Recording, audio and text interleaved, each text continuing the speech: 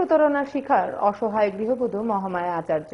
Cyber প্রতারকরা phone করে ATM এর pin নম্বর সহ যাবতীয় তথ্য নিয়ে যায় গৃহবধূর স্বামী রাজু আচার্যের কাছ থেকে। তারপর মহামায়া আচার্যের ব্যাংক অ্যাকাউন্ট থেকে উধাও হয়ে যায় 24,000 টাকা। ঘটনা দক্ষিণ চুরিলাম কৃষ্ণসংঘ এলাকায়। মহামায়া জানান 57,000 টাকা লোন নিয়েছিলেন, সেখান থেকে 24,000 টাকা হাতিয়ে নিয়েছে প্রতারকরা।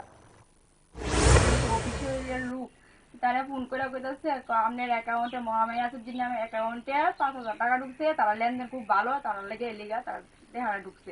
তাই না খুশি হইয়া তাই আমার কাছে কইতাছে কত তাড়াতাড়ি নাম্বারটি কইতে দিতাম, তার টাকা দিতাম। তো নাম্বার সবকিছু মোবাইল থেকে বাই করছে, এই ব্যাগেতে বাই করে আছে, তারা দেওয়া হয়েছে। কেডা দিছে আপনার স্বামী? আমার স্বামী দিচ্ছে। দিতে পরে তো আমার স্বামী সরল মানুষ, আমরা তো ভিডিও নাই, মানে ভিত্তি ফেস নাই, সবকিছু দিতে তাদের দিয়েছে। আমাদের কাল পয়সা রাতের চলে গেছে, ওদেরকে নিয়ে কাটতে আমাদের বাড়িতে কাল হয়ে গেছে খাবার। টোটাল কত টাকা নিছে? টোটাল তো 24,000 কাছাকাছি, 23,000 মতো।